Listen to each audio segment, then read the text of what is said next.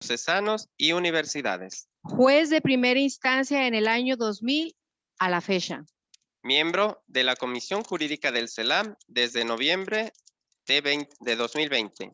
Actualmente vicario judicial del Tribunal Eclesiástico Diocesano en Guadalajara y capellán del Templo de Santa Mónica de esta misma diócesis. Para nosotros es un gusto recibir en este congreso y en este escenario al padre Luis Eliodoro Salcedo Morales, que viene a compartir el tema sobre el proceso de nulidad matrimonial. Sean todos bienvenidos y padre, muy bienvenido. Padre. Buenos días. Buenos días a todos. Con mucho gusto estamos aquí esta mañana en este 11º congreso que organiza la Pastoral Familiar de Guadalajara, uniéndose a la labor que ya desde hace muchos años viene realizando esta parroquia de Nuestra Señora del Sagrario, el Grupo Esperanza. Y nos unimos también para dar esperanza a tantos matrimonios que están viviendo en una crisis, tantos separados, divorciados y divorciados vueltos a casar.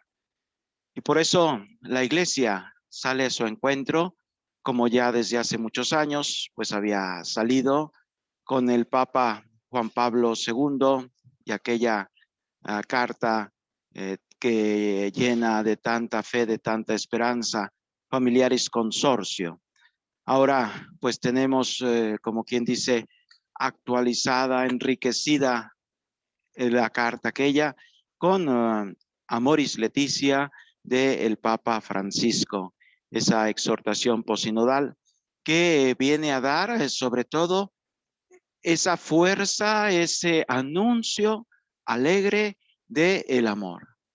El matrimonio no es un fracaso, el matrimonio no es como tristemente se dice por ahí, ya te casaste, ya te amolaste, ya perdiste todo. No, el matrimonio es verdaderamente ganar aquella parte complementaria que desde el principio Dios ha querido poner en nuestros corazones al momento de la creación.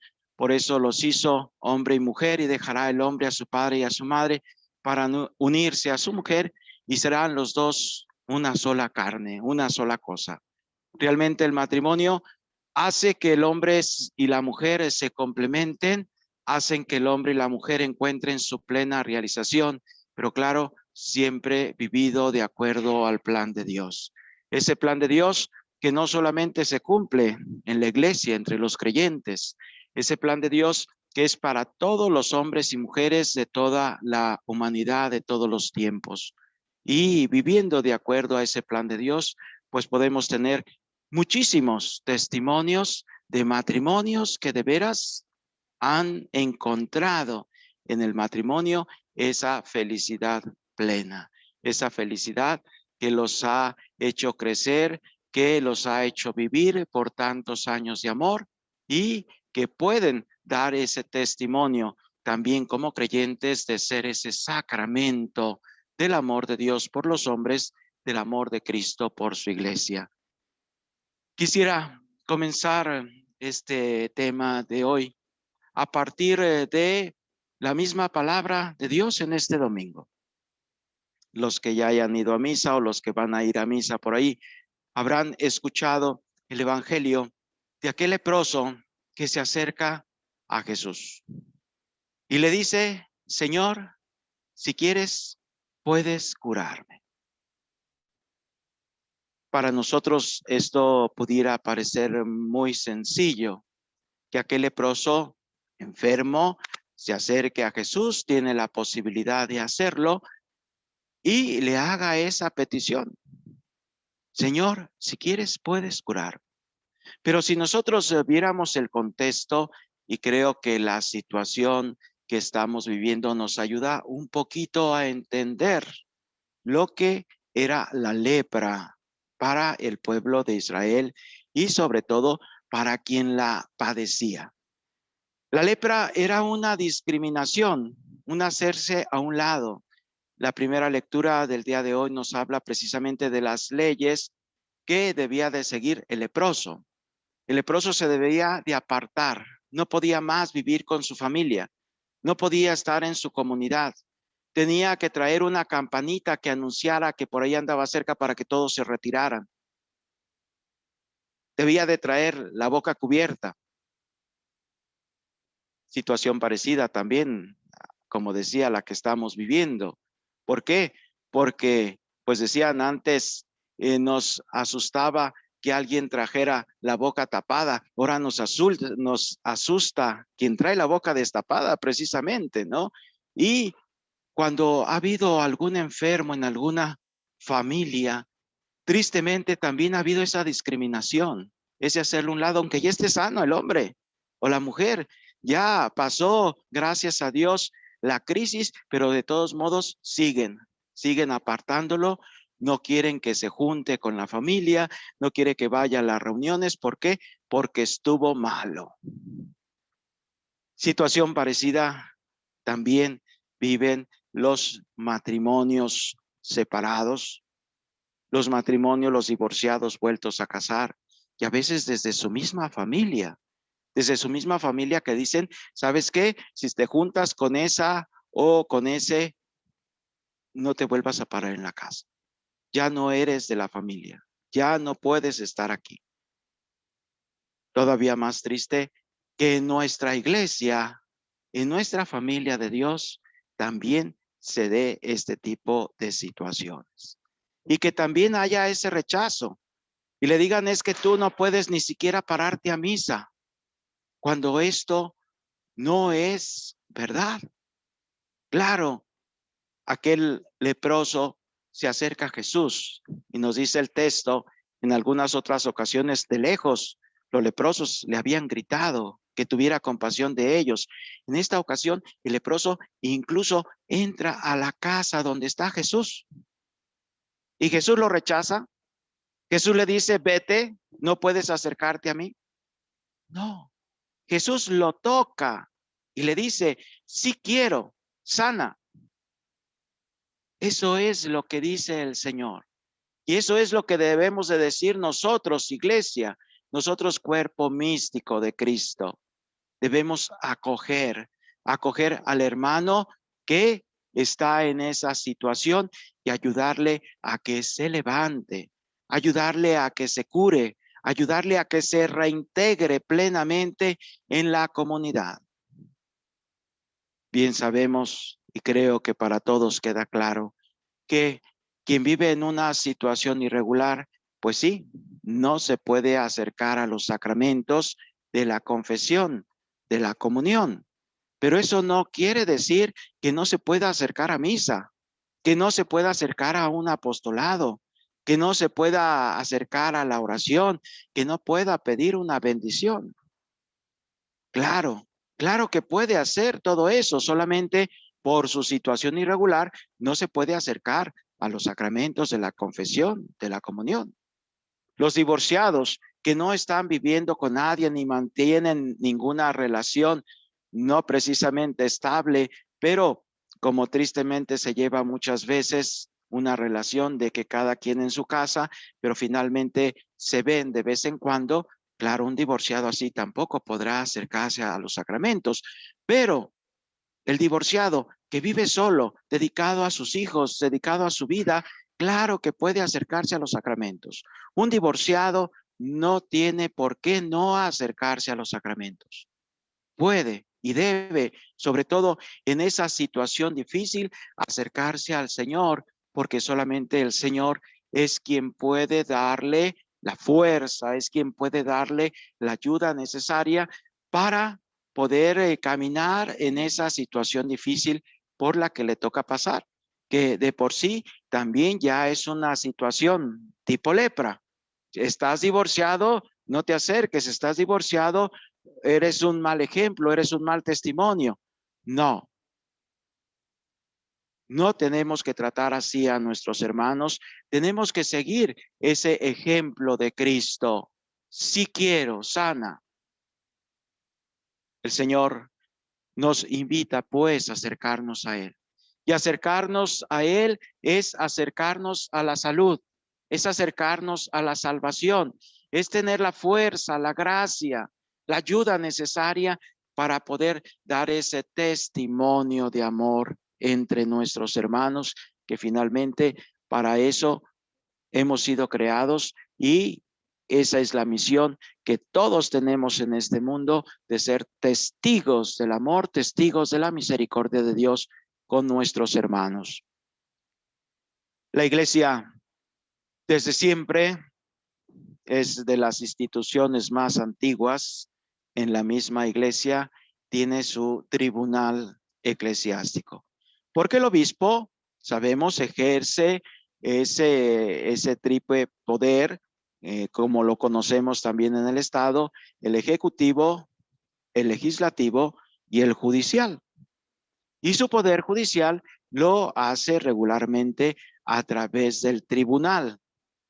Digo regularmente porque el obispo es el juez de la diócesis, el juez de la iglesia particular donde ha sido puesto, y el obispo, como lo ha recordado el Papa en la reforma que hizo precisamente a esto del proceso matrimonial, le recuerda a todos los obispos que ellos son los primeros, ellos son los jueces para determinar las distintas situaciones, las distintas controversias que se van dando en su iglesia.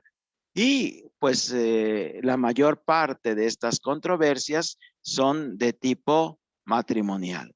Es decir, personas que se acercan al tribunal, se pueden acercar al obispo y pedir que resuelva sobre su situación matrimonial. Es decir, si se dio o no se dio el matrimonio. Ya viven en una situación irregular, ya están divorciados o incluso divorciados vueltos a casar, y por eso se acercan como aquel leproso: Señor, si quieres, puedes curarme. Y claro, el obispo debe tender la mano como Jesús lo hace, y lo hace a través del tribunal. El tribunal, pues, va a escuchar a las personas que se acercan con esta situación para tratar de descubrir si en aquella relación que ellos creyeron que era un matrimonio fue realmente un verdadero matrimonio o no lo fue. ¿Por qué? Porque el matrimonio, recordamos, no lo hace la celebración. No lo hace ni siquiera el mismo ministro. Alguno pudiera decir: es que estoy bien casado, me casó un obispo, o incluso me casó el Papa. No, no es el ministro el que hace el matrimonio. Recordamos, los ministros del matrimonio son los mismos cónyuges. Ellos son los ministros del matrimonio. Ellos son los que se van a dar el consentimiento, y esto es lo que hace el matrimonio. El consentimiento que se dan libre, conscientemente, sin vicios, para constituir un matrimonio, una alianza matrimonial, un consorcio de toda la vida, una unión que está abierta a la vida, es decir, a los hijos, una unión que se considera única, uno con una unión que siempre va buscando el bien del otro, una unión que quiere ser para siempre. Entonces, ese consentimiento es el que hace el matrimonio. Y si ese consentimiento no se dio libre o no se dio consciente, o ese consentimiento incluso fue con engaño o fue de acuerdo a la persona, es decir, sí me caso pero no quiero hijos, o sí me caso pero no va a ser para siempre, o sí me caso pero yo también quiero estar viendo a otra persona. Entonces, aquel consentimiento no está bien dado, aquel consentimiento no fue el nacimiento de un nuevo matrimonio. Por eso, la iglesia, a través del tribunal, va a estudiar los matrimonios solicitados para ver si aquellos matrimonios fueron o no fueron nulos. Se trata pues de una declaración de nulidad. No se trata de un divorcio. Por ahí el jueves pasado, uno de los reporteros en la rueda de prensa preguntaba, ¿cuántos divorcios hay en la iglesia? En la iglesia no hay divorcios. En la iglesia hay declaración de nulidad de matrimonio. ¿En qué está la diferencia? En que el divorcio rompe el vínculo. La declaración de nulidad, eso es, solo una declaración de que nunca se dio el vínculo, de que nunca empezó el matrimonio. Eso es lo que la iglesia declara. Entonces, no es un divorcio, es una declaración de nulidad y tiene que haber causas precisamente para poder declarar esa nulidad. Si bien es cierto, el Papa en la reforma que hizo, la Mitis Judes, se llama el motu propio, con lo que el Papa va a reformar el proceso de declaración de nulidad de matrimonio, dice que incluso los dos pueden acercarse al tribunal para solicitar la declaración de nulidad de su matrimonio. Y en su momento, algunos lo entendieron como un divorcio express. Si los dos estamos de acuerdo en pedir la nulidad, entonces más fácilmente se nos va a dar la nulidad. Más fácilmente en el sentido del proceso. Pero si no hay una causal para declarar la nulidad, aunque los dos quieran la nulidad no se da, porque es necesaria la causal. Y no son causales propiamente inventadas por la iglesia. Son causales que vienen de la misma naturaleza humana. Cualquier acto realizado de aquella manera no va a ser un verdadero acto humano y menos un acto jurídico, como lo es el matrimonio. El matrimonio es un acto jurídico y por eso viene avalado por la sociedad, por eso viene avalado por la misma comunidad eclesial. Porque es un acto jurídico, un acto que va a influir en toda la sociedad, en toda la comunidad. Por eso, quienes pretenden una unión libre nada más, pues aquella unión libre no está respaldada por la comunidad. Y cualquier cosa que sucede en aquella unión libre, de alguna manera, también afecta a la comunidad. Y por eso es que se pide que el matrimonio venga respaldado, venga reconocido por la comunidad, sea la comunidad civil, sea la comunidad eclesiástica. De hecho, en muchos estados, en muchos países, sobre todo europeos, el matrimonio es uno. Es decir, solamente la autoridad que está al frente para reconocer aquel matrimonio lo reconoce y toda la comunidad lo reconoce. Es decir, se van a casar por la iglesia, el sacerdote, que es el testigo cualificado, va a reconocer aquella unión y da aviso al Estado para que el Estado también reconozca aquella unión.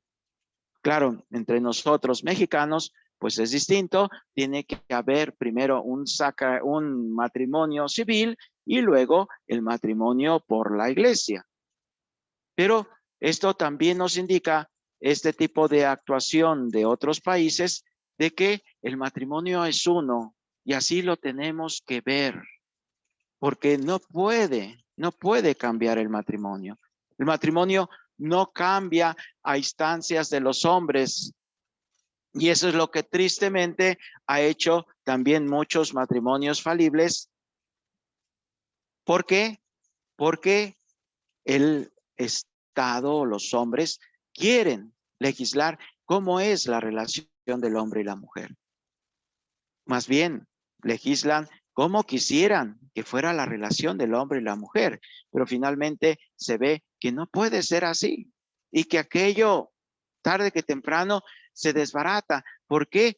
Porque la decisión y la voluntad de cómo debe de ser el matrimonio está dada por Dios y está bien dada porque Él es Dios, Él es la sabiduría, Él es el que quiere el bien para todos y nos dice de qué manera se debe de vivir el matrimonio, como decía al principio, para que el matrimonio realmente sea esa institución que va a garantizar primeramente la felicidad, la plena realización de los cónyuges, pero después va a ayudar también como una escuela para formar los hijos, para formar los futuros ciudadanos, para formar los futuros cristianos. Solo así se puede lograr una convivencia mejor, solo así se puede lograr una sociedad mejor, pero siempre siguiendo el plan de Dios. Eso es pues lo que hace el Tribunal Eclesiástico como una institución de la Iglesia para ver esos asuntos que se le presentan, sobre todo y en su gran mayoría, como decía, de tipo matrimonial. Es curioso y como una capsulita cultural de que años o siglos antes, el tribunal eclesiástico acudían a él no para que declarara la nulidad del matrimonio, sino para que declarara la validez del matrimonio. Por mucho tiempo, la iglesia reconoció la forma que la misma sociedad, que la misma comunidad seguía para reconocer un matrimonio. Pero llegó un momento en que esas costumbres, esas formas se fueron viciando. Y entonces la iglesia va a reconocer o va a proponer su forma, de manera que la iglesia reconoce aquella unión como un matrimonio. Y siempre se ha distinguido por eso, como decía, una unión consciente, una unión libre, una unión en que acepte el plan de Dios sobre la familia para que de esa manera nazca un verdadero matrimonio. Los matrimonios, sobre todo aquellos que se encuentran ya en una situación irregular, pues definitivamente la iglesia les tiende la mano a través del tribunal para que acudan a esa institución y propongan su asunto para ver si aquel matrimonio puede ser declarado nulo o no. En este congreso, como saben, se está ofreciendo de parte de algunos miembros del tribunal y de otras personas de buena voluntad de servir de asesores, de ayudar a descubrir si aquel matrimonio fue válido o no, si hay alguna causal, precisamente para proponerla al tribunal. El tribunal mismo tiene sus asesores, si esa es la forma como trabaja ordinariamente. Alguna persona quiere buscar este estudio de su matrimonio, quiere iniciar ese proceso de declaración de nulidad de matrimonio, llama al tribunal, hace una cita con uno de los asesores que están trabajando prácticamente todos los días de la semana en el horario del tribunal de 9 a 2 para que aquel asesor, si ya llevan su escrito, pues revise su escrito y si no, para que los ayude y les diga cómo ir realizando su escrito. Este escrito que es el inicio para poder estudiar aquel matrimonio. Sin este escrito no se puede empezar nada en el tribunal. A veces van y platican con alguna persona, con el sacerdote o con alguien, alguna agente de la parroquia y el sacerdote o el agente les dice, no, es que sí se puede declarar nulo tu matrimonio, pero ahí queda en la plática nada más. No se hace nada más. Así no se puede iniciar. El escrito se presenta al tribunal y una vez que el tribunal lo acepta, entonces comienza a correr el tiempo para seguirse el proceso de declaración de nulidad. Y entonces los asesores esa función tienen, o antes también llamados abogados, tienen esa función de asesorar, de ayudar a la persona a hacer su escrito de acuerdo a la causal que han descubierto para poder iniciar un proceso. Hemos tenido ya, vamos siguiendo dos cursos para formar agentes. El tribunal, ciertamente, como les digo, tiene gente, sacerdotes y laicos que todos los días de la semana, de lunes a viernes, atienden a las personas, pero a veces son mucho más personas o se les dificulta a las personas acercarse al tribunal. Entonces, nos dimos a la tarea, porque así nos lo pide el Papa Francisco en esta última reforma, de formar un equipo de servicio para que pueda ayudar a las personas a asesorarlas e iniciar un trámite. Y ese equipo de servicio no desde el tribunal, sino desde las mismas parroquias. Por eso se ha iniciado, está por concluir un primer diplomado para atención a matrimonios en crisis, dado allí mismo en la sede del tribunal, patrocinado por el Instituto Juan Pablo II para las familias. Y también se está siguiendo otro diplomado en el Instituto de Ciencias Teológicas aquí de la Arquidiócesis de Guadalajara. Todo con el fin de preparar a gentes que salgan al encuentro de aquel que se acerca y dice, Señor, si quieres, puedes curarme. Y esto se necesita mucho. De hecho, este grupo Esperanza, pues eso es lo que ha ido propiciando también, que sean los agentes que salgan al encuentro. Claro, con todavía una atención más amplia, como lo están viendo en este congreso. De eso se trata, de que nosotros vayamos haciendo conciencia como miembros de la iglesia, aunque no estemos pasando precisamente por una situación de esas, que tenemos que tender la mano al hermano. No podemos dejarlo allí, mucho menos debemos excluirlo. Se excluye solamente quien se quiere excluir. Quien no quiere acercarse, pues allá permanece apartado. Pero nosotros no debemos de hacer sentir al hermano en esa situación, sino más bien aquel que se siente apartado, de arrimarlo para que se acerque a Dios, para que encuentre en Dios esa salud, para que encuentre en Dios esa paz de su corazón. Claro, también está de por medio, porque a veces son años los que se vivieron en un matrimonio o en una situación matrimonial, así llamada. Hay hijos de por medio y muchas personas dicen, es que ¿cómo voy a pedir la declaración de nulidad de mi matrimonio si fueron años los que estuve con aquella persona? Hay tantos hijos que también están allí. ¿Qué voy a hacer? Ciertamente los hijos y los años de familia, esos no se pueden desconocer. No se puede decir, no hubo nada de eso, porque allí están, allí están. Y el Papa también en este año, en un discurso que da a la Rota Romana al inicio del año, habla sobre esta situación. Decir, ciertamente la declaración de nulidad trae la paz, trae la ayuda necesaria para que aquella persona pueda acercarse más plenamente al matrimonio, pero no debemos de perder, no debemos echar por un lado a los hijos, principalmente. Los hijos siguen siendo hijos y hay que hacer por ellos lo que se tiene que hacer.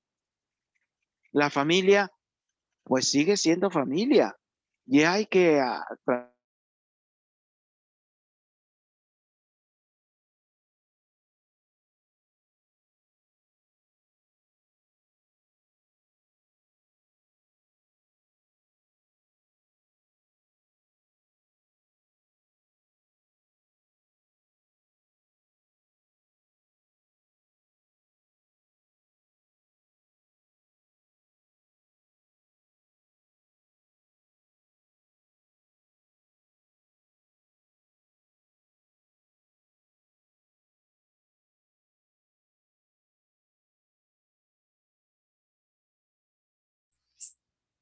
Buen día, ¿cómo están?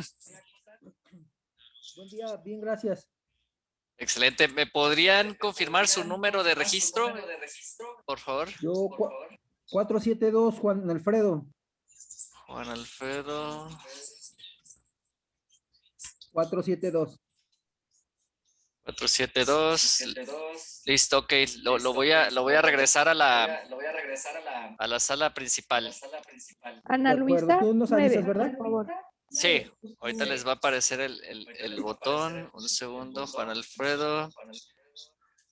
Y listo.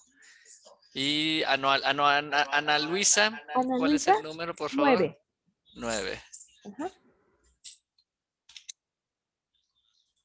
Ok, entonces, Ana Luisa, ahorita la mandamos de regreso.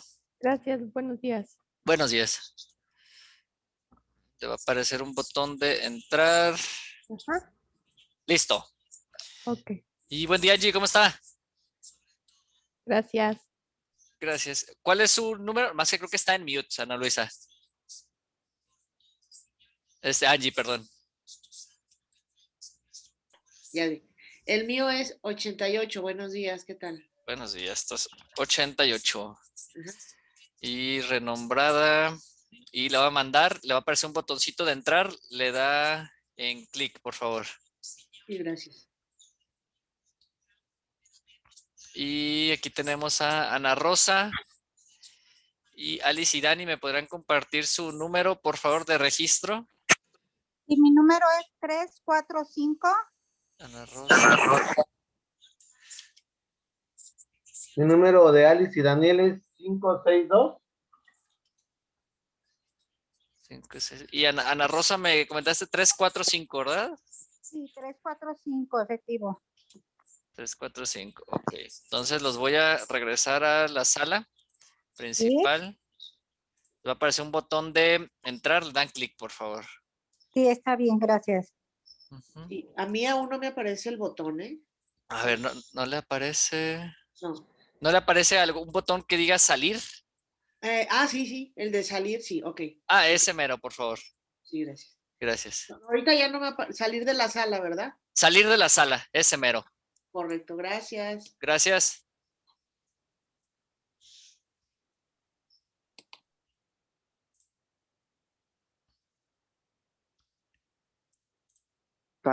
Claro que no puede casarse. Ya un sacerdote dispensado, claro que sí podrá casarse.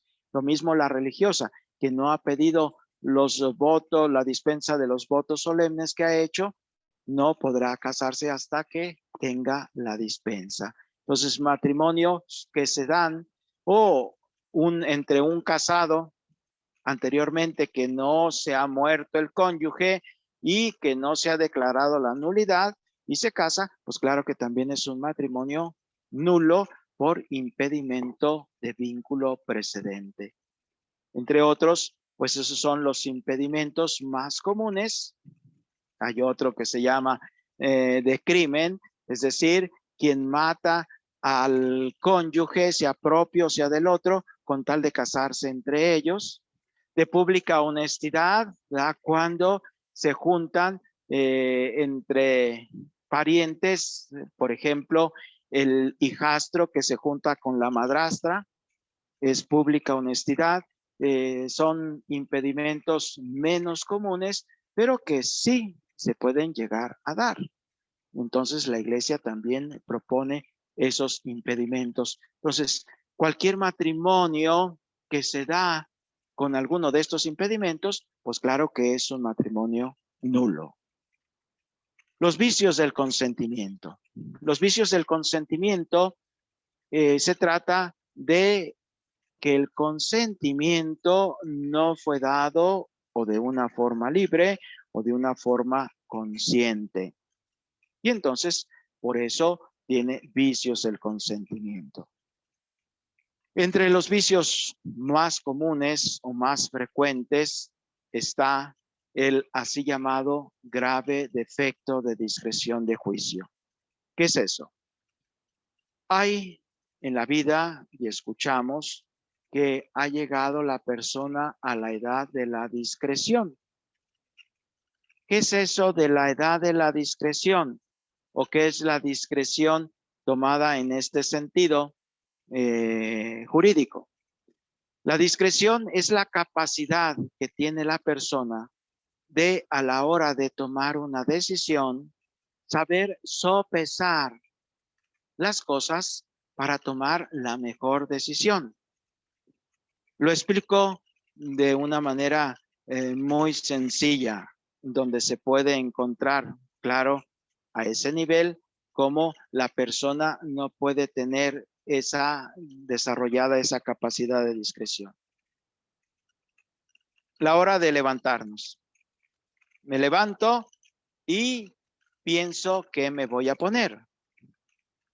Para ponerme el vestido, para vestirme, debo darme cuenta primero de cómo está la situación ambiental.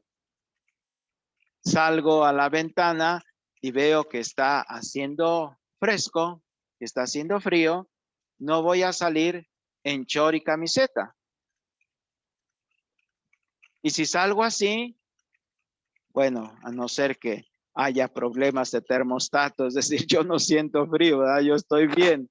Pero la gente normal, pues, va a tener frío, va a sentir frío. Y no solamente es el sentir frío, sino las consecuencias que pueda traer por salir en esa situación. O sea, me puedo enfermar si no me pongo lo que me tengo que poner. Es decir, si no salgo abrigado, me puedo enfermar.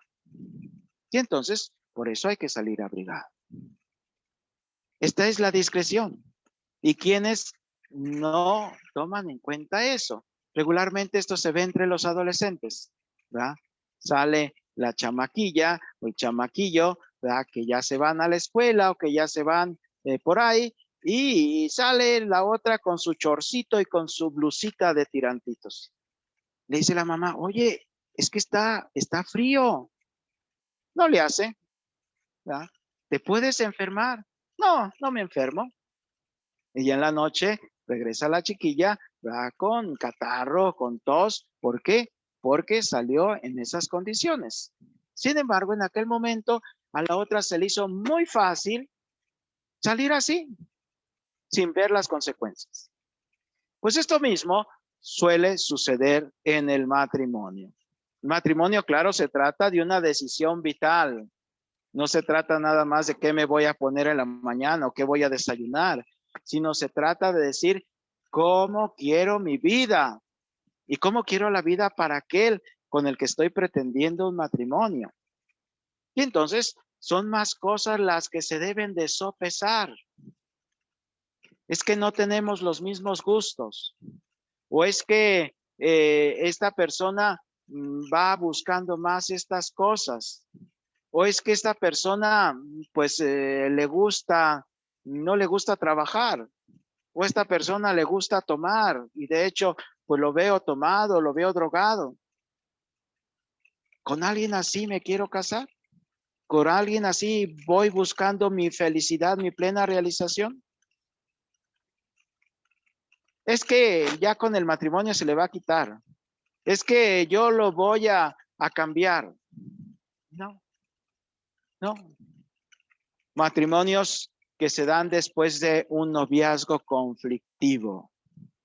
Un noviazgo conflictivo donde nunca estuvieron bien, donde iban y venían. Finalmente puede aparecer otra circunstancia más que agrava el defecto de discreción de juicio, como puede ser el embarazo. Pues es que ya estamos embarazados, pues no nos la llevamos bien, pero pues hay que casarnos.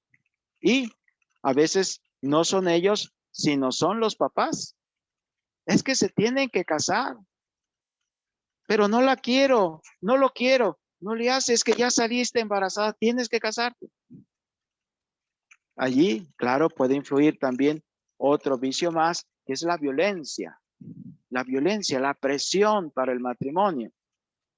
Se daba en algunos y todavía se sigue dando por ahí de vez en cuando, que el papá o los hermanos de la muchacha amenazan al novio ¿verdad? Si no te casas, así te va a ir.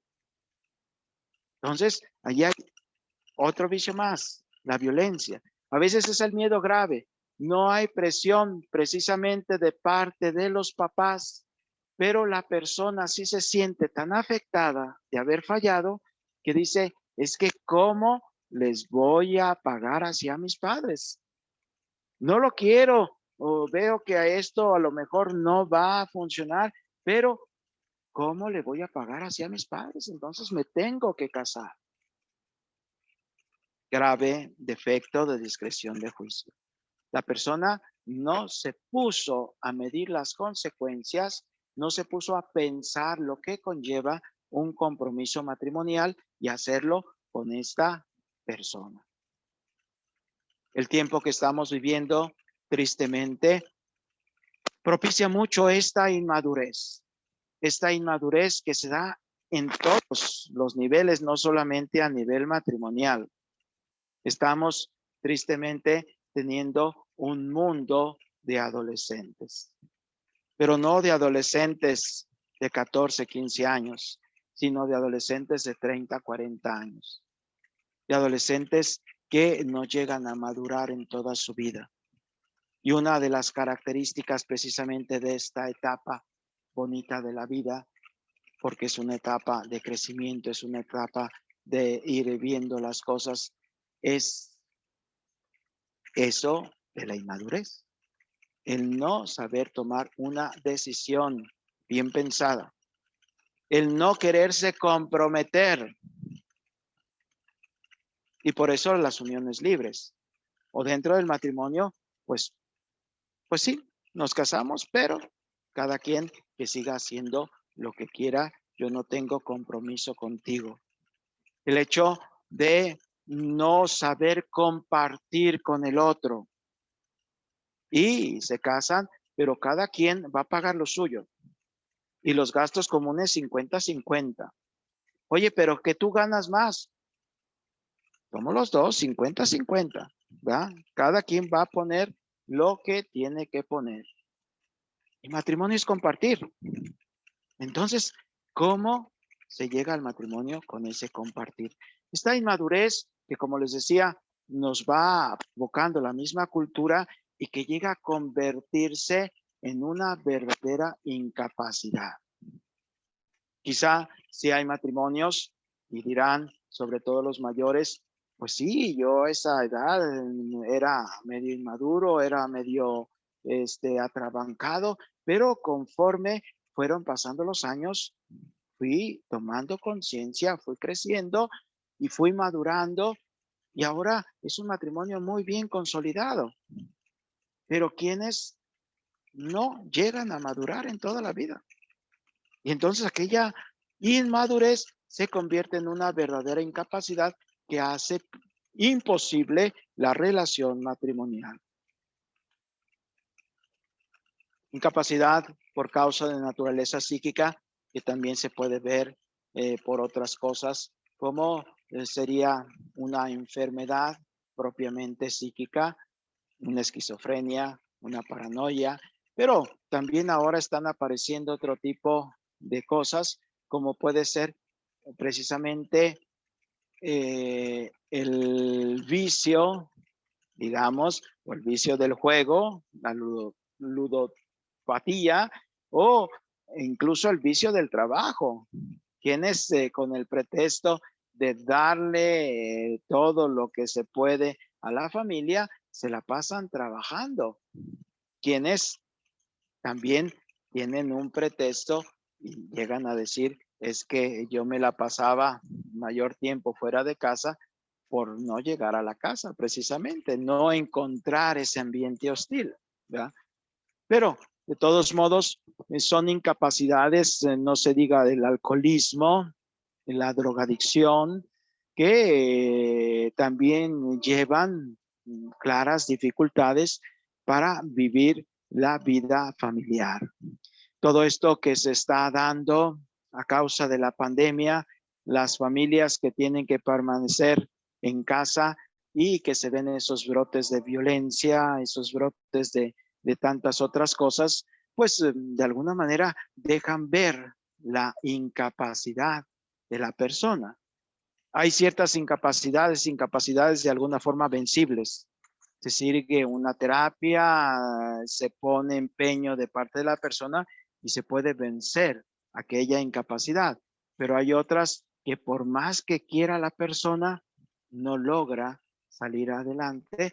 Y entonces, pues estamos hablando de otro vicio del consentimiento que se llama la incapacidad por causa de naturaleza psíquica, que no es precisamente una locura.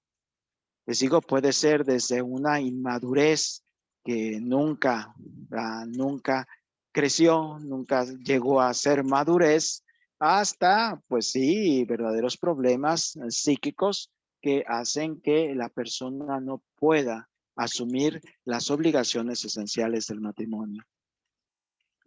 El engaño es otro de los vicios del consentimiento. El engaño sobre algo que pueda perturbar gravemente la vida conyugal. A eso se refiere el engaño.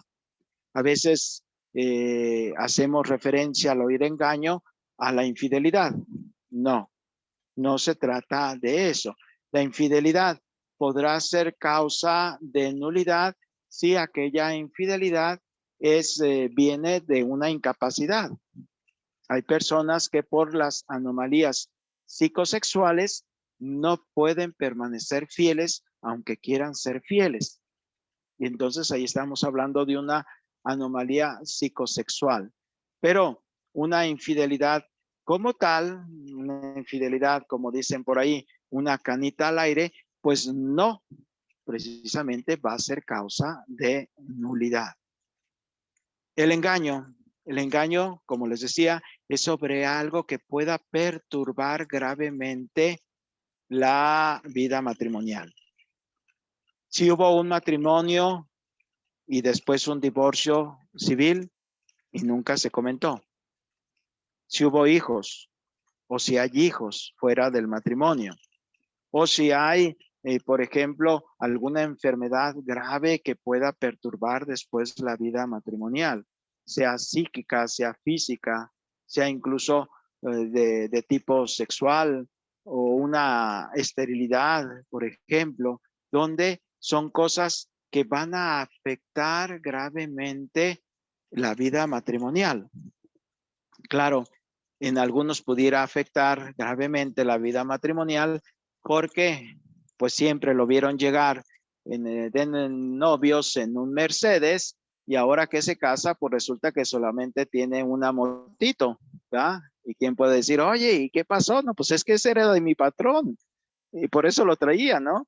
Yo nomás tengo esto para moverme, ¿verdad? Pero ese tipo de engaño no sería una causa de nulidad matrimonial porque en eso no hay algo que pueda perturbar. Alguna persona sí puede perturbarla, pero aquí ya podemos hablar de otras cosas, ya no es precisamente solo el engaño, ¿verdad? Sino más bien también de parte de la otra persona, que era lo que iba buscando en el matrimonio.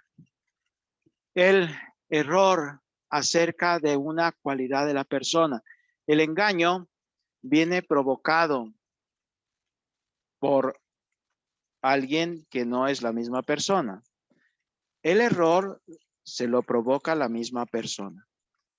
Es que yo pensaba que era así, pero finalmente no es así.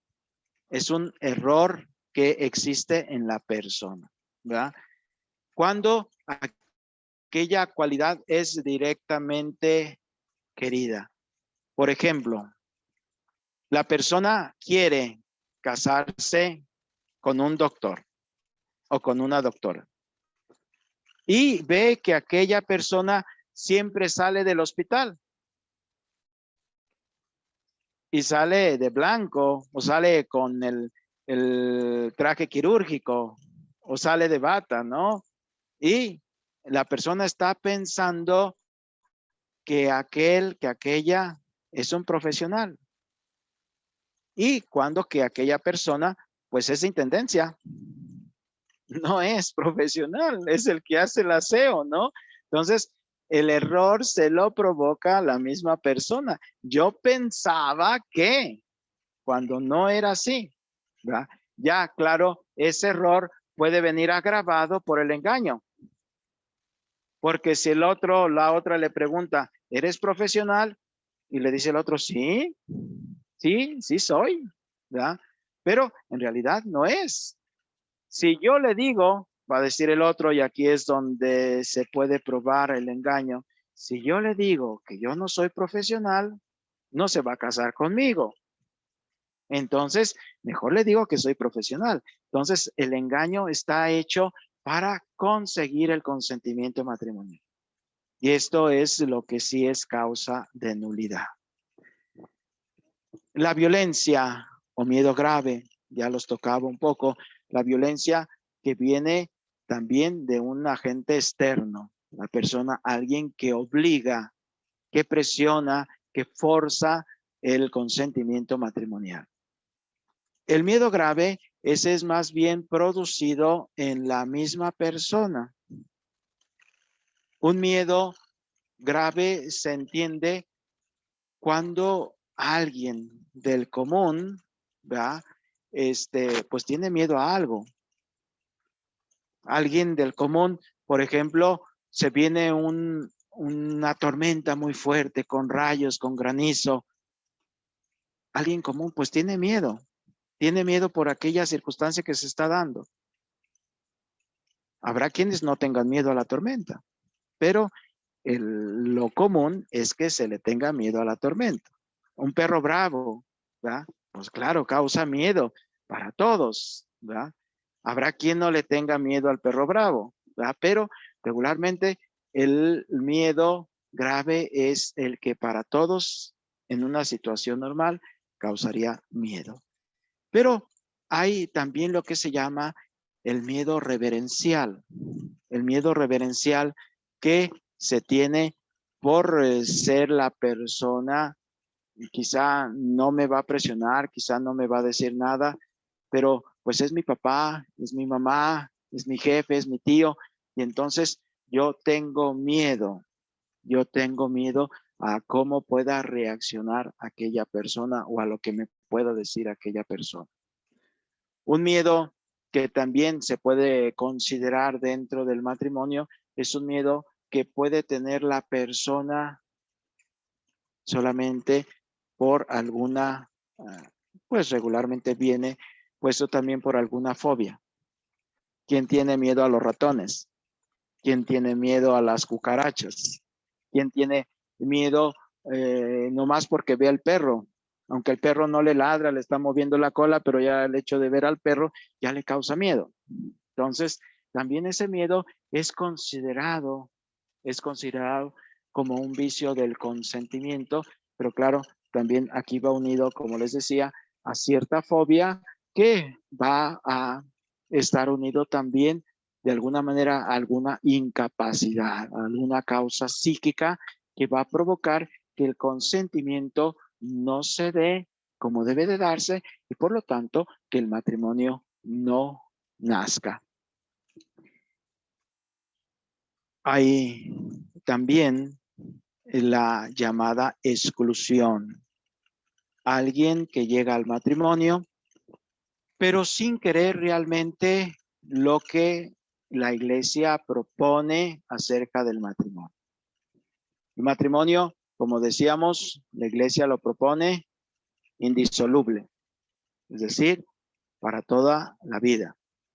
Lo propone único, es decir, un hombre con una mujer.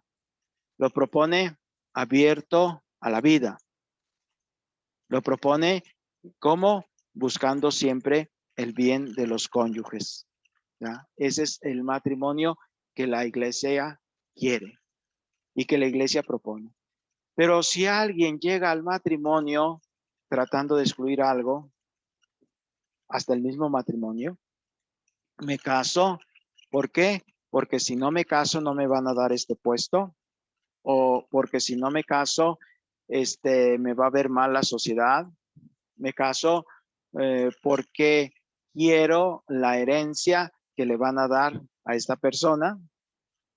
Me caso porque quiero sus bienes. O sea, no se va buscando la alianza matrimonial, sino se van buscando otros intereses que están por fuera de la alianza matrimonial. Me caso, pero eso de hacer un consorcio de toda la vida, es decir, de correr la misma suerte con esta persona, no. Si esta persona le va mal, ahí nos vemos. Si esta persona me da problemas, ahí nos vemos. Me caso, pero yo me reservo el derecho, o incluso yo no voy a dejar de seguir viendo a fulano o a sutano. Es decir, no acepto la fidelidad. No acepto la fidelidad. Yo voy a seguir con quien yo quiera, aunque esta sea la esposa o el esposo. Me caso, pero yo no quiero hijos. Yo no quiero hijos, ¿verdad? Por más que quiera, yo no voy a aceptar los hijos, y desde un principio, precisamente, usa todos los medios para no traer hijos al mundo. Me caso, ¿verdad? Pero yo no voy buscando el bien del otro. Entonces, son exclusiones de lo que se llama el bonum conjugum, exclusión del bonum prolis, exclusión de la fidelidad, exclusión de la unidad. Entonces, cuando hay una exclusión de esto, exclusión de la indisolubilidad, cuando hay una exclusión de cualquiera de estas propiedades esenciales del matrimonio, entonces no hay un verdadero matrimonio. Y basta que uno de los dos vaya en ese plan. Si uno de los dos va en ese plan, pues el matrimonio no nace. Aunque los haya casado el obispo, aunque los haya casado el papa, el matrimonio no nace. Claro, si alegan exclusión de los hijos, pero si hubo hijos, entonces allí como que no se puede alegar eso, ¿no? La exclusión de los hijos, pues efectivamente no hubo hijos. Son cosas que a veces se dan solamente de manera relativa, es decir, solamente con aquel o con aquella. Porque resulta que con esta no quiere hijos, pero se da la infidelidad y con el otro sí vienen los hijos. Entonces, ¿qué pasó? Pues es que realmente ahí lo que estaba haciendo falta era el amor. Yo así lo he venido reflexionando a lo largo de todo este tiempo, como cuando no hay un amor conyugal, cuando no hay un amor verdadero, pues también regularmente no se va a buscar ni el bien de los cónyuges, mucho menos el bien de los hijos, que viene a ser una trascendencia de el amor, del amor conyugal, del amor de los esposos. ¿Cómo se hace cuando se descubre que puede haber alguna de estas causales en el matrimonio? Bueno, antes de todo, también otra situación pero que se ve de alguna manera posible en las situaciones, en el día que estamos viviendo, en el hoy que estamos viviendo, es la no consumación del matrimonio. Matrimonios o parejas que llegan al matrimonio, pero finalmente no se consuma el matrimonio. De toda la historia del matrimonio en las distintas culturas, siempre se da en todas esos dos aspectos. El aspecto de el acta o el compromiso ante la sociedad, pero también el de la consumación del matrimonio. Y la consumación se entiende como la realización del acto sexual que está abierto a la procreación de los hijos entre la pareja. Siempre se da a los dos. En algunas culturas primero uno, luego otro, pero siempre están los dos aspectos. Por eso la iglesia llama el matrimonio rato y consumado. Rato, ¿verdad? ¿Qué quiere decir? Reconocido por la sociedad, consumado, también pudiéramos decir aquí, reconocido por la pareja que llegan a ese momento íntimo de la entrega y la aceptación mutuas. En este caso, ya en la intimidad del acto sexual. Pues en el día de hoy, en la actualidad, ha habido casos y a lo mejor alguno de los que está participando en este congreso es su caso de que no se consumó el matrimonio. En esto de la no consumación del matrimonio, la iglesia propone la llamada dispensa de matrimonio rato no consumado. Es una dispensa que da el Papa. Y claro, se instruye aquí, se instruye en cada iglesia particular y después ya se manda la instrucción allá al Tribunal de la Rota Romana que va a ayudar para decidir y proponer al Papa que se conceda la dispensa de aquel matrimonio que no fue consumado. Y el Papa concede la dispensa del matrimonio rato no consumado. Es un procedimiento administrativo, como lo es también el procedimiento de los impedimentos. En los impedimentos, pues basta comprobar que se dio el impedimento para que se pueda declarar la nulidad del matrimonio. Pero claro, todo lo tiene que hacer o tiene que constar por la afirmación de parte del tribunal o de parte del obispo que aquel matrimonio fue nulo. En los demás casos, en los casos de vicio de consentimiento y en los casos de exclusión, se debe de seguir un proceso llamado ordinario para poder descubrir, poder afirmar que aquel matrimonio fue nulo. Ese proceso que, como les decía, comienza con la presentación del escrito. Un escrito que está la guía, de hecho, aquí para la Arquidiócesis de Guadalajara, está en la misma página de la Arquidiócesis y donde dice qué escrito, cómo debe de ir el escrito que se presenta ante el tribunal. Claro, estamos teniendo audiencia prácticamente de muchas partes fuera de la Arquidiócesis de Guadalajara. Aquí conviene hacer saber que para seguir un proceso de declaración de nulidad hay que acudir al tribunal competente, porque no todos los tribunales son competentes.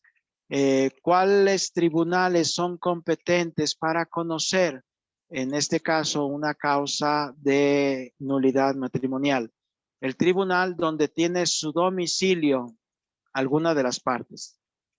Alguno de los dos tiene su domicilio en aquella iglesia particular, en aquella diócesis, pues se puede pedir al tribunal de aquella diócesis que les estudie su caso matrimonial. Pero también el del lugar del matrimonio.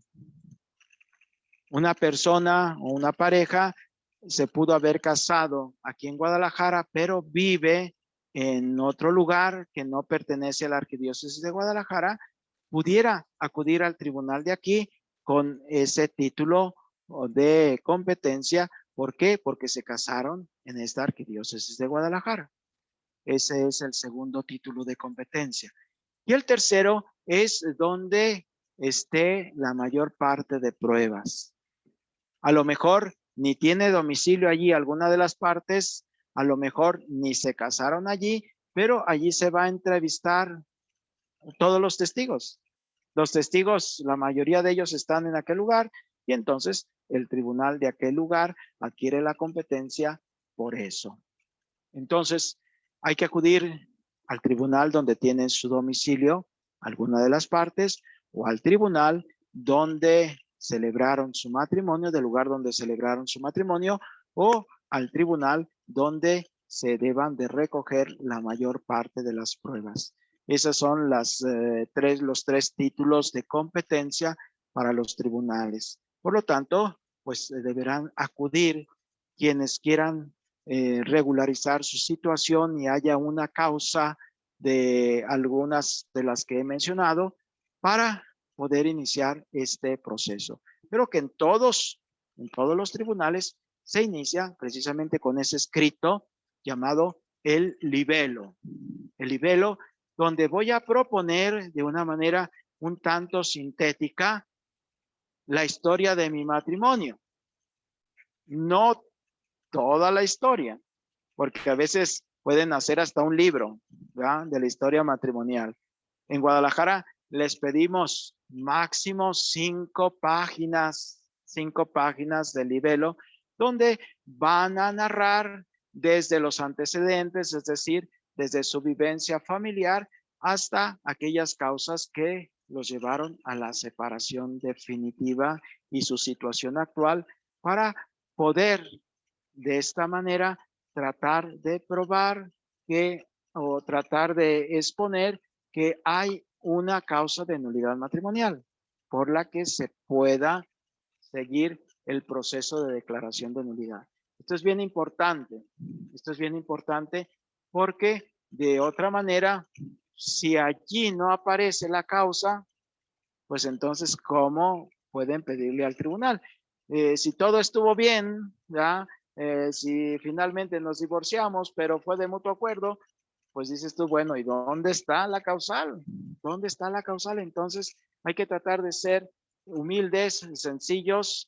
Ahora sí, como ese leproso, Señor, si quieres puedes curarme, ¿verdad? Pero presentando lo que se es, ¿verdad? El tribunal no va a juzgar a las personas. El tribunal va a juzgar solamente si se dio o no se dio el matrimonio. Eso es lo único que juzga el tribunal. Claro que pues el actuar de las personas va a hacer ver al tribunal si aquel matrimonio fue válido o no, pero finalmente no juzga a las personas. Después de haber presentado ese escrito al tribunal, debidamente en donde se deje ver al menos la causal por la cual se está pidiendo la declaración de nulidad, se completa el expediente con las copias de la presentación matrimonial y demás documentos que se hicieron antes del matrimonio. Estos documentos siempre vienen requeridos por el mismo tribunal, que puede ser a través de la misma persona. Aquí en Guadalajara se entrega el libelo al tribunal y el tribunal les entrega esa carta para requerir a la parroquia correspondiente los demás documentos de su presentación matrimonial y los demás documentos que haya allí. Y ya nuevamente se hace llegar al tribunal esos documentos para que se complete el expediente. Se le da un número de protocolo que va a ser como su ficha para esperar su turno a ser estudiado el caso. Una vez que llega el turno, el vicario judicial va a hacer saber, en este caso a la otra parte, que se le llama la parte conventa porque no ha iniciado el trámite, hacerle saber de la existencia del proceso, de la solicitud. ¿Para qué? Para invitarla a que se una al proceso. Fíjense bien, se le llama parte actora y parte conventa. No se le llama parte demandada, porque el demandado es el matrimonio. Pero el matrimonio lo hacen los dos. Y por eso al tribunal le interesa conocer el punto de vista de los dos, para saber y poder llegar a una certeza de que se dio la nulidad o no del matrimonio. Y por eso se invita a los dos. Y por eso también, como decía anteriormente, la posibilidad de que ya desde el principio sean los dos quienes presentan la solicitud. En este caso, se agiliza el trámite. ¿Por qué? Porque ya en el momento de que tenga que iniciar el proceso, ya el tribunal no se entretiene tratando de localizar a la otra parte, porque la otra parte ya está avisada y la otra parte también quiere participar, ¿verdad? O en un momento dado no quiere participar, pero sí está enterada de la solicitud. Se llama, pues, se notifica a la otra parte o ya la otra parte de acuerdo, se va a formular los términos en los que se va a estudiar el matrimonio.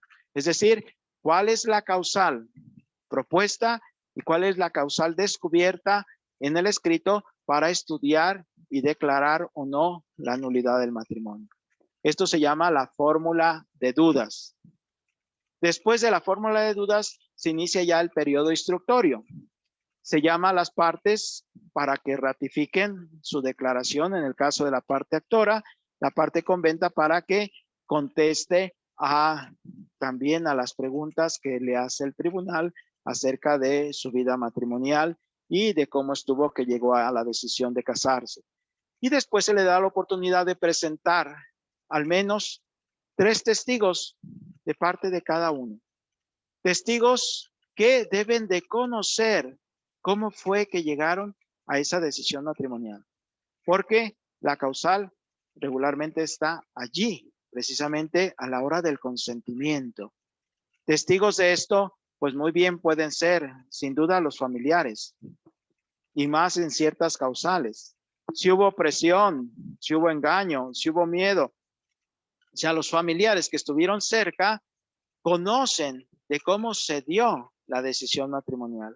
Pueden ser los papás, pueden ser los hermanos, tíos, sobrinos. Puede ser algún amigo muy cercano que conoció todo eso. Pero deben de conocer sobre todo eso. A veces se proponen testigos que los conocieron ya de casados.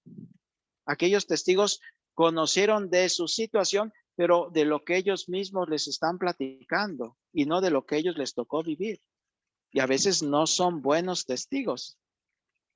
Los mejores testigos son aquellos que conocieron de preferencia desde antes de que se casaran, cómo fue su situación de noviazgo, cómo fue su relación de noviazgo, cómo fue que tomaron la decisión matrimonial, cuáles fueron las dificultades que tuvieron en su matrimonio.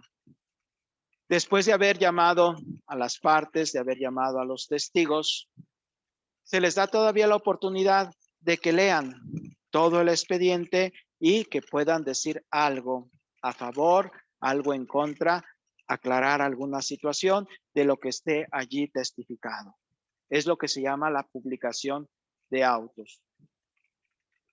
También el juez puede pedir algún estudio psicológico. Según la causal que se esté estudiando, puede pedir algún estudio psicológico. ¿Para qué? Sobre todo para asegurar que realmente se dio una dificultad fuerte que llevó a viciar el consentimiento. Si ya se tiene, pues a veces también se piden o las partes pueden presentar esos estudios médicos, esos estudios psicológicos que han tenido, como para apuntalar las pruebas que ya han dado en su declaración. Después de que se da la publicación de autos, entonces ya se le pasa el expediente al abogado que finalmente no es abogado de parte. El abogado está a favor de la nulidad. Y entonces el abogado va a sacar del expediente todo aquello que favorezca la nulidad del matrimonio. Se pasa a otro ministro que se llama el defensor del vínculo. Si los dos están de acuerdo con la nulidad y todavía el abogado los está apoyando, entonces, ¿quién va a defender el matrimonio? Y el defensor del vínculo se encarga precisamente de tratar de descubrir aquellas cosas que puedan estar a favor del vínculo. Regularmente, el defensor del vínculo dice, ante todos estos argumentos y estos dichos, no tengo nada que defender. ¿Verdad? No hay nada que defender, pues realmente aquel matrimonio pues fue nulo. Y después de tener el voto de esos dos, del abogado y del defensor del vínculo, entonces el juez da la sentencia. La sentencia sea a favor, sea en contra de el matrimonio. La sentencia se publica, se da a conocer a las partes.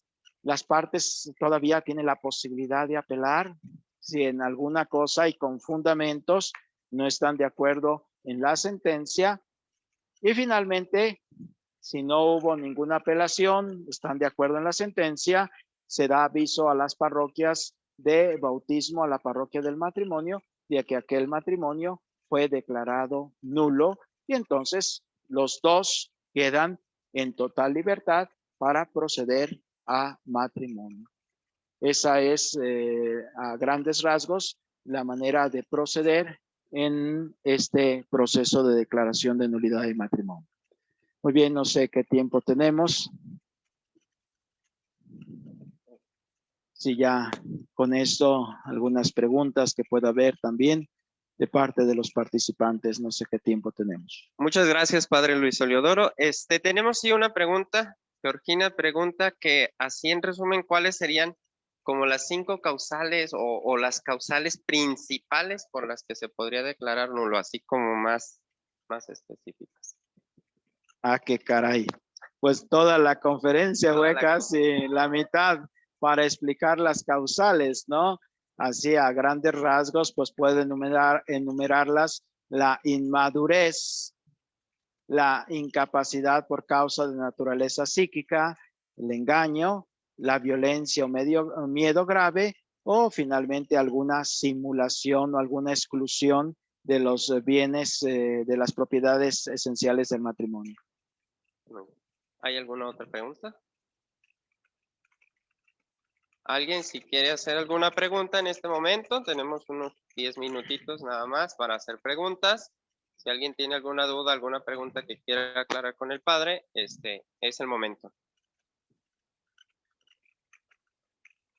Preguntan si tiene costo el trámite y qué tiempo dura el proceso.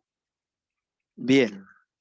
Preguntas claves que algunos toman muy en cuenta para poder iniciar un proceso de declaración de nulidad, que yo les digo, pues sí está bien tomarlas en cuenta, pero no se dejen llevar de eso. El tiempo del proceso es un tiempo ciertamente breve. ¿Qué es lo que está retardando aquí en Guadalajara? Está retardando la fila. Hay fila para el proceso, o sea, hay gente que ha hecho su solicitud y está esperando su turno. Pero siempre les pongo el ejemplo, es como la fila de las tortillas. Aunque veas la fila larga, si la máquina está jalando, si están despachando, no te apures, te va a tocar. Apúrate cuando salga ya el de la tortillería, digo, la masa se acabó, se descompuso la máquina, entonces sí, apúrate, porque ya te tendrás que ir a otro lugar a buscar tortillas. En el Tribunal de Guadalajara, gracias a Dios, estamos trabajando, incluso a pesar de la pandemia, y de tal manera que vamos desahogando las causas. El año pasado prácticamente desahogamos las causas que se presentaron durante el año, pero sí tenemos dos, 3 años de atraso en los que estamos tratando de ponernos al día. Alguno por ahí luego se acerca y dice: padre, es que hace 2, 3 años quise iniciar mi trámite, pero como vi mucha gente me retiré. Oye, si hubieras presentado tu escrito hace 3, 4 años, ya estuviera resuelto, ¿verdad? Pero porque ves la fila, no lo presentas. Entonces, la invitación es a quienes tengan que hacerlo, háganlo, háganlo. Es el momento de gracia, es el momento de la invitación del Señor. Hay otros tribunales que van más al día y entonces pueden ser más ágiles todavía que el Tribunal de Guadalajara. Si hay competencia, pues se puede acudir a alguno de esos tribunales a pedir la declaración de nulidad. ¿Cuánto les estamos pidiendo de cooperación? En Guadalajara, desde hace 20 años, les estamos pidiendo la cooperación de 4,000 pesos.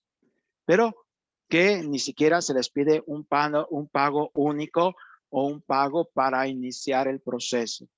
Si alguien no tiene, de verdad, adelante. Y digo de verdad, porque a veces los que tienen son los que no quieren pagar. Discúlpenme que se los diga, ¿verdad? Se quejan de que no tienen dinero y llegan en un carro último del año.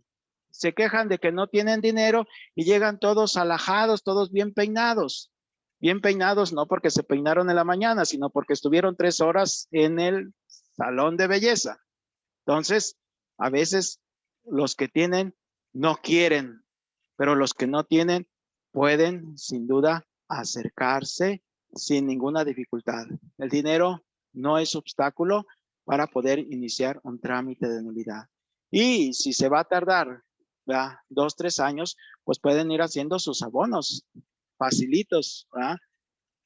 Yo veía algunas personas cuando estábamos todavía en Catedral, allí por la calle del Liceo, que llegaban cada semana y llevaban sus 20, sus 50 pesitos para ir aportando para la nulidad. Y gente mañosa que mientras no me den la sentencia para ver si resultó o no resultó, mientras no pago nada. Y ya cuando me den la sentencia digo, no tengo dinero, ¿verdad?, para no dar nada, ¿verdad? No nos dejemos ganar en generosidad. Ok. Otra pregunta. Cuando la otra parte no quiere o no acepta ir al tribunal, se puede seguir el proceso porque se le invita a participar. Si la otra parte no quiere participar, pues el proceso se sigue porque, como decíamos, se trata de estudiar el matrimonio. Claro, teniendo la presencia de los dos, es más fácil para el tribunal. Habrá que buscar otros medios y buscar más pruebas para llenar esa ausencia de aquella parte que no quiere participar.